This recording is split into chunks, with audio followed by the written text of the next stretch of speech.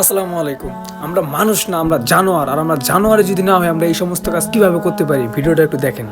তার কুলাঙ্গার ছেলে ফালাই দিয়ে গেছে কেন জানেন? শুধু পা পৌঁছে গেছে দেখা। দেখেন তো কি মায়াবী একটা চেহারাটা দেখেন, কত মায়াবী একটা চেহারা। না খাওয়া ছিল, এই যে খাওয়ান খাওয়াইছি। ছেলে বাবাকে পা পচে গেছে দেখা ফালাই দিয়ে গেছে। এইখানে দাঁড়ানো যাচ্ছে না গন্ধের জন্য। এই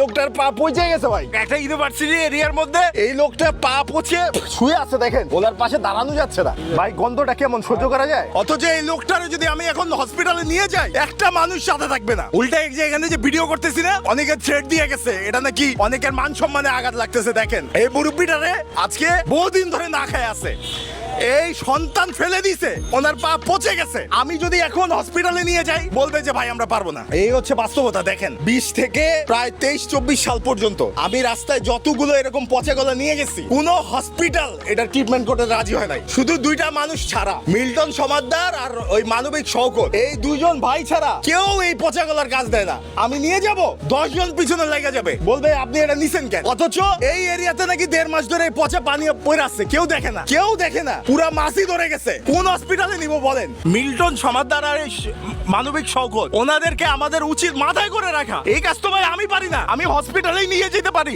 অথচ এই পচা গলা মানুষ এরকম রাস্তায় মাসের পর মাস পড়ে থাকে, কেউ চোখে দেখে না, কেউ ওনারে চোখে দেখে না, পাশ দিয়ে নাক ধরে চলে যায়।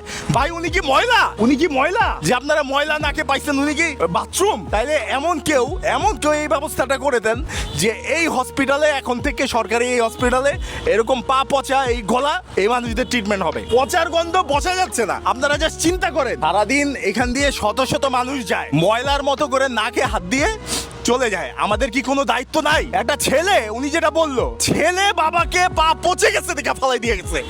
এইখানে দাঁড়ানো যাচ্ছে না গন্ধের জন্য। অথচ আমরাও নাকি হেল্প করতে চাই, কেউ আগে আসবে না। উল্টা দুনিয়ার আইনি ফর্মালিটিস দেখাবে, এখানে যাইতে হবে, এখানে যেতে হবে। এই মানুষটা মরে গেলে একটা বেয়ারিশ কোম্পানি এসে নিয়ে যাবে, গল্প শেষ। কেন ভাই এই মুরব্বীদের প্রতি আমাদের দায়িত্ব নাই? আমরা কি পারি না এমন একটা ডিপার্টমেন্ট হসপিটালে করতে? রাস্তায় যে মানুষ পচে থাকবে, এরকম পচা গলা পোকা ধরে থাকবে, ওনাদের ট্রিটমেন্ট হবে। আমি 2020 সাল থেকে 23 সাল পর্যন্ত আমি ঢাকা মেডিকেল গেছি, পঙ্গু হসপিটাল গেছি, সরওয়ার্দ দিতে গেছি, কোথায়ও এই মানুষ রিসিভ করে এই ধরনের পচা গলা। সেখানে আমার মনে হয় ওই দুই ভাই, তাদেরকে একটা হসপিটাল বানিয়ে দেওয়া উচিত, কারণ তাদের মনুষ্যত্ব আছে। আমরা শেয়ার দিতে পারি যেন যেই সন্তান, ওনার তো ছেলে মেয়ে আছে, তাই না? ওনার তো ছেলে মেয়ে আছে ভাই। একটা বাবা রাস্তায় পড়ে আসছে, উনি কি অবিবাহিত একজন মানুষ? দেখে কি মনে হয় ওনার ছেলে মেয়ে আছে না?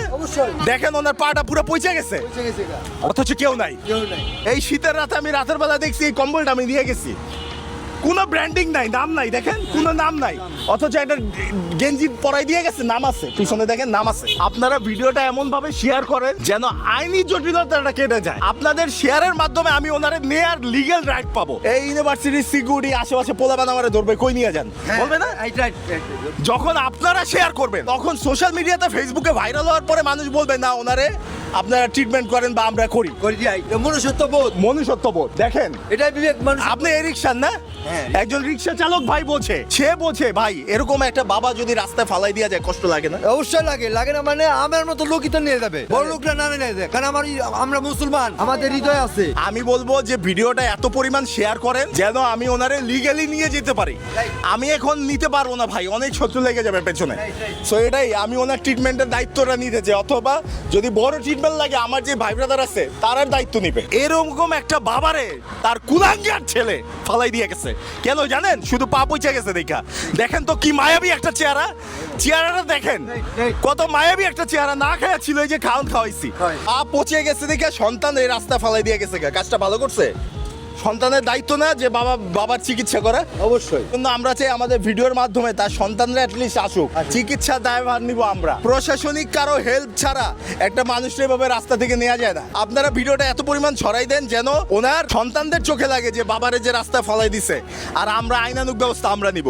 ভাই তুমি কোন কিসের মাথা আমরা দেখে দিব যে বাবারে রাস্তায় ফলাই দিয়ে যাও না? আমরা এটা দেখবো। আপনারা জাস্ট ভিডিওটা শেয়ার করে দেন। আল্লাহ।